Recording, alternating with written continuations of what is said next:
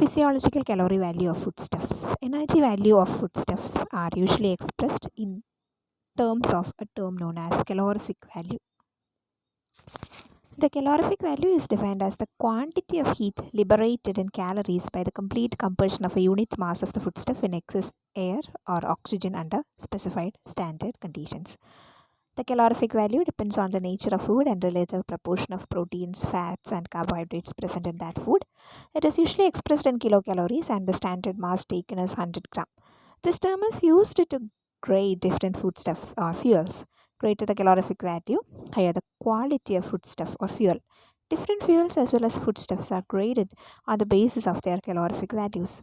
The energy value of food can be expressed in terms of kilocalories or kilocalories, calories and megajoules mg. The International Union of Nutritional Sciences had suggested the use of megajoule mg as the energy unit in place of kilocalorie. 1 kilocalorie is the quantity of heat required to raise the temperature of 1 kilogram of water through 1 degree Celsius. It is 1000 times the small calorie used in physics measurements. Megajoule, 1 kilocalorie equals 4.186 kilojoules. Hence, 1000 kilocalories equals 4.186 into 103 kilojoules or 4.186 megajoules. The average gross energy value of pure carbohydrates, fats, and proteins determined with the Bohm calorimeter are given below. Read this. Then physiological energy value of foods. In the utilization of carbohydrates, fats, and proteins in the body, a certain percentage of the above nutrients is lost in digestion, and the nitrogen of protein is excreted in urine as urea, which still contains some energy value. The average losses in digestion in human subjects have been estimated to be 2% for carbohydrates, 5% for fats, and 8% for proteins. The loss of energy in urea has been estimated to be 1.2 kilocalorie per gram of protein oxidized. The physiological energy value of foods calculated from the gross energy values after allowing for the above losses in digestion and metabolism are as follows: carbohydrate 4, fats 9, proteins 4. These values are known as Atwater Barrent values. I'm not sure about the pronunciation. Atwater Barrent values. Then calorific value formula. Net calorific value or NCV is equal to gross calorific value or GCV minus latent heat of water vapors, or gross calorific value is equal to net calorific value plus latent heat of water vapors. Gross calorific value is the heat energy that is released when 1 gram of food is combustion is happening in a Bohm calorimeter, a device used to measure calorific value in laboratories. Gross calorific value are carbohydrate 4.1 kilocalorie per gram, protein 5.65 kilocalorie per gram, and fats 9.45 kilocalorie per gram. Like that, 9.45 kilocalorie per gram. Physiographic calorific value is the heat energy that is released when 1 gram of food is oxidized inside the body. Physiologic calorific values are usually less than gross calorific values as simultaneous consumption of energy takes place for the normal functioning and maintenance of the living body. So physiologic calorific value are carbohydrate 4 kilocalorie per gram, proteins 4 kilocalorie per gram, and fats 9 kilocalorie per gram. The energy released in the organism during the combustion or digestion of nutrients is measured in kilojoules or kg and are referred to as the physiological calorific value. From this, the energy content of nutrients can be calculated. It is important for certain diets, among others. For example, 1 gram carbohydrate, 17.2 kilojoule, like that. This evaluation of this combustion is called quantitative nutritional value. The caloric value is determined by the presence of unoxidized atoms of carbon and hydrogen. A molecule of fat contains more unoxidized atoms of carbon and hydrogen than a carbohydrate molecule or a molecule of protein. 1 gram of fat yields 9.3 kilocalorie. 1 kilocalorie is equal to 4.1868 into 103 joules. 1 gram of carbohydrate 4.1 kilocalorie and 1 gram of protein 4.1 kilocalorie. The following gives the calorific value in kilocalories of some products per 100 gram. Milk 62, butter 734, like that. Then first grade beef 154, first grade mutton 206. And the caloric value of foodstuffs must be known in order to work out rations, which are determined by the energy expenditure of persons of different occupations, sexes, and ages.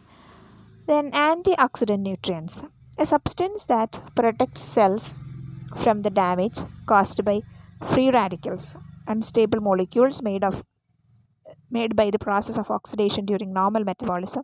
Antioxidant nutrients are substances that can help protect the body against damage caused by harmful molecules called free radicals.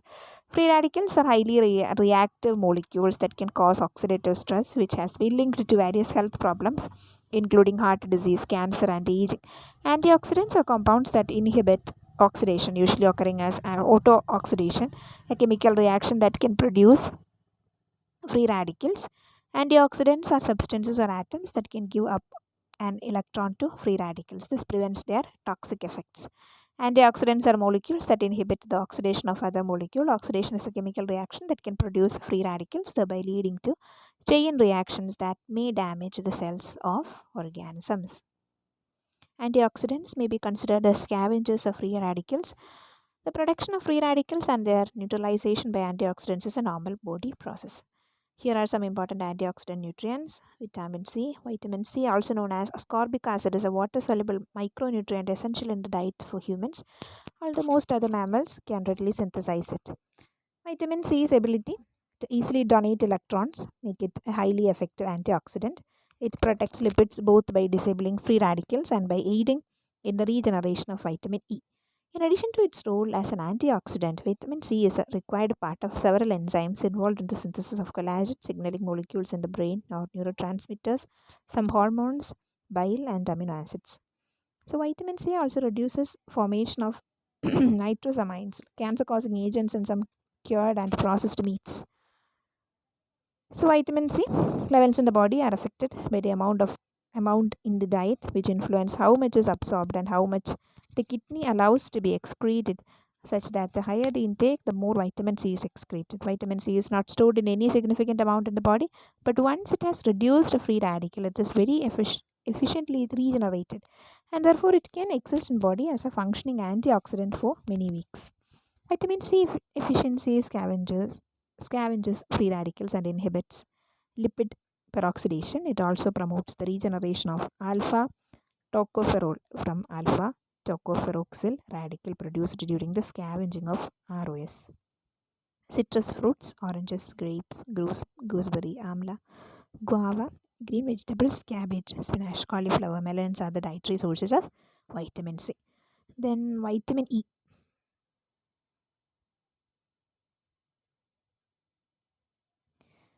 Vitamin E is a fat soluble vitamin. Vitamin E is the collective name for 8 chemically similar forms of the nutrient. Alpha tocopherol appears to be the most potent from them. Alpha tocopherol and vitamin E's are constituents are primarily responsible for protecting cell membranes against lipid destruction caused by free radicals. For example, free radical oxidation or damage to the lipids in low density lipoproteins LDLs causes LDLs to stick to the walls of arteries. This contributes to the development of fatty streaks and eventually plaque, which hardens the arteries, also called atherosclerosis, and can lead to heart attack.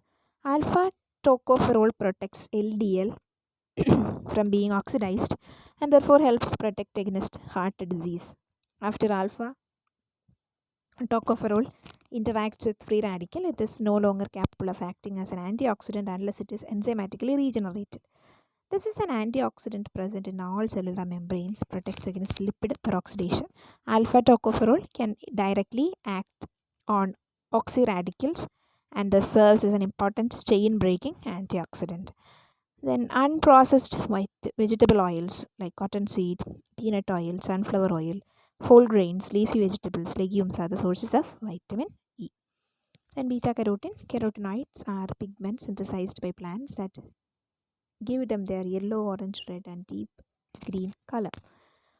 Over 600 carotenoids have been identified. The vast majority are found in plant foods. Beta carotene and some other carotenoids, such as lycopene and lutein, act as antioxidants.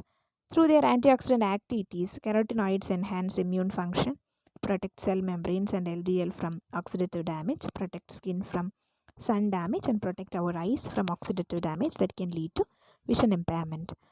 So, carotenoids are not considered essential nutrients. Eating 5 servings of fruits and vegetables daily provides 6 to 8 mg of beta carotene.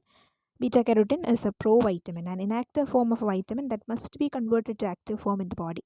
So, beta carotene is the precursor of retinol, the active form of vitamin A. It can act as an antioxidant under the low partial pressure of O2. Beta carotene usually functions in association with vitamin C and lycopene. A fat soluble pigment is a carotenoid, and vitamin C and E. It is responsible for the color of certain fruits and vegetables like tomato, and lycopene possesses antioxidant property. Carrots, green fruits, vegetables, spinach, turnip, apricots are the sources of beta carotene. Then selenium. Selenium is a trace mineral that which means our body contains less than 5 grams of the nutrient, and we need to consume it in small amounts, less than 100 mg per day. Selenium is a critical component of the glutathione peroxidase antioxidant enzyme system. As an integral functional part of this enzyme system, selenium aids in the regeneration of glutathione and oxidized vitamin C. Selenium, as part of glutathione peroxidase, also protects lipids from free radicals, and in doing so, spares vitamin E. This is just one example of how antioxidants work together to protect the body against free radical induced damage. It is involved in the production of enzymes that help protect against oxidative stress. Sources selenium is stored in the tissues of animals. So, organ meats, muscle meats, and seafood tend to have high selenium content. Then, caffeine. Coffee contains flavonoids, which are antioxidant in nature. Recent studies indicate that caffeine can directly act as an antioxidant. Then manganese, copper, zinc, and iron. Manganese, copper, and zinc and part of superoxide dismutase or SOD antioxidant system enzyme system, which converts superoxide free radicals into hydrogen peroxide and oxygen. Iron is part of catalase which converts hydrogen peroxide to water and oxygen, thereby finishing the detoxification reaction started by SOD. In the proper doses, they allow for optimal detoxification of free radicals. In excess and when not bound to proteins, manganese, iron, and copper actually accelerate the production of free radicals. It is an attribute of all antioxidants in general, although the effect is greater in certain antioxidants. Antioxidants can become pro-oxidants when the conditions are altered.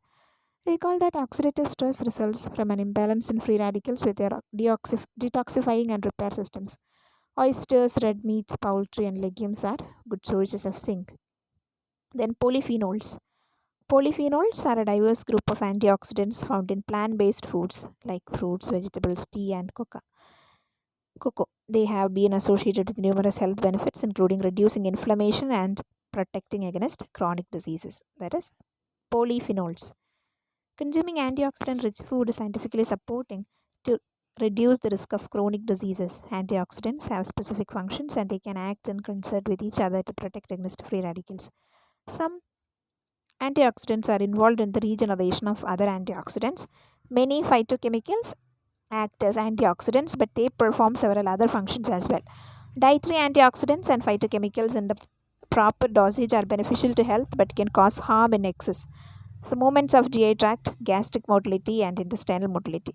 Two types of movements occur in the gastrointestinal tract: propulsive movements, which cause food to move toward along the tract at an appropriate rate to accommodate digestion and absorption. This topic we will be learning after a break.